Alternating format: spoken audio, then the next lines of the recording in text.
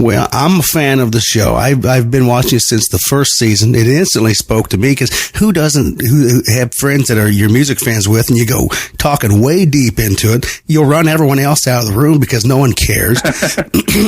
and that's kind of what you guys are doing. I sit around and have these conversations all the time with fellow friends of mine who are into music. And I even had to buy an extra cable package just to get your show.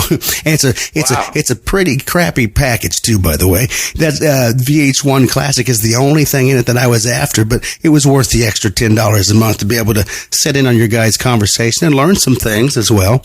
It's a cool show. I really, really enjoy the like you said, the round table discussion that you have about, heavy metal. Yeah, no, I mean, I know it's like most metalheads, if they have to buy the extra package, are like, I don't really need the Hallmark Channel or HGTV.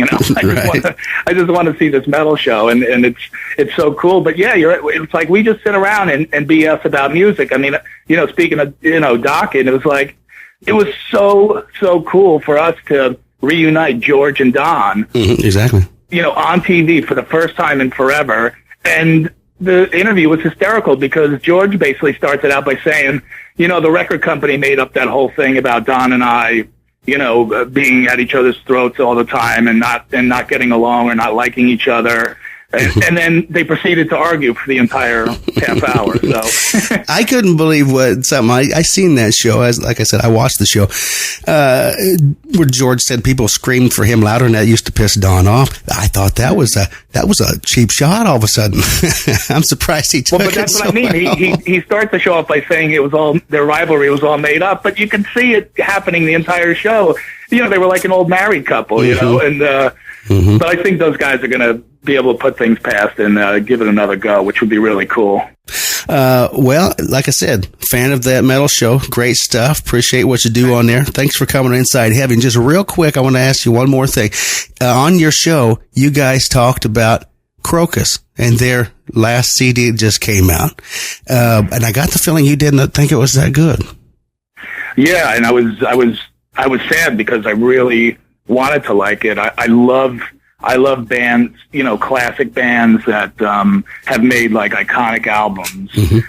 And I love when they're still making amazing music, 30 years later or more. Like, I think, Saxon is still making great music, but they Strong Arm of the Law is their classic album, but yet their last three albums were all brilliant. Motorhead, Ace of Spades will always be the benchmark for them, but their last album, Motorizer, was amazing. So, I mean, Headhunter is probably one of my top 10 albums of all time, and so I really maybe I just had too high expectations, and you know what, I have no problem going back and listening to it again, but I was disappointed. Well, I had Mark Storace was on Inside Heavy, and we talked about it and stuff like that. I listened to it, and I did a review of it on the site, and I had the opposite reaction. I was impressed. I thought it was very, very good. They went back to what made them Crocus, who they were. They lost that just after Headhunter when they become Americanized, kind of, and the Blitz came out. I don't think Crocus has really ever made bad music, but they weren't that unique European metal band that they were on Headhunter after that. But this last one, back to that AC/DC sound that I know they got just totally roasted for being AC/DC hack, but that's what I liked about it. Long Stick Goes Boom and stuff like that. I thought it was pretty good. Well, on your recommendation, I'm gonna give it another spin. Okay. And, if I change my mind, I will absolutely be the first one to say it, on the show and retract my comments. But the thing about doing the show is, if we're not honest, and sure, we say every album by every band is good, then we have no credibility. So, sure, I was put on the spot, and I didn't want to say anything bad about Crocus because I do love that band, but I had to be honest, and sure, I was disappointed. In My Blood, that's the track I want you to listen to. In My Blood, that's a killer track. So okay, all right. There were some of the songs on there that weren't as strong as the others, but maybe I wasn't expecting much when I listened to it. I thought, yeah, that's the other thing is you go in with a certain perception. I actually liked when I heard the single, I liked it a lot. So I really was sort of, kind of really jazzed up to hear it. But believe me, I'm the first guy I love to be proven wrong, and I've totally took a 360 on albums in the past. We do that to each other all the time. Eddie will be like, "Come on, you got to give this another listen." I did that to him with the new Y&T Face Melter, and Eddie is an insane Y&T fan, and I told him, I said, "Man, I said I like Y&T, but I really like this new album." And he's like, "Oh, I'm so disappointed." And I said, "Do me a favor, dude. Just put it on the background when you're doing, working in your office or whatever. Give it another shot." And sure enough, like 2 weeks later, he's like, "It's growing on me." And then a month later, he's like, "I love this album." Yeah. Well, I did that with the Scorpions album. I thought that Hour One was better than the one they just put out, and it's getting heralded as being good stuff. But I listened to it a few more times, and it is an excellent album. I do like it. It grew on me. It took a couple of listenings to really get it, but yeah. And Ozzy's new album, he's kind of been criticized that it's not that great. I listened to it, and at first I thought, well, it's a little slower tempo, it's a little drabber than the last couple. But you listen to it a few times, and it's good stuff. It's good writing, and it's well made.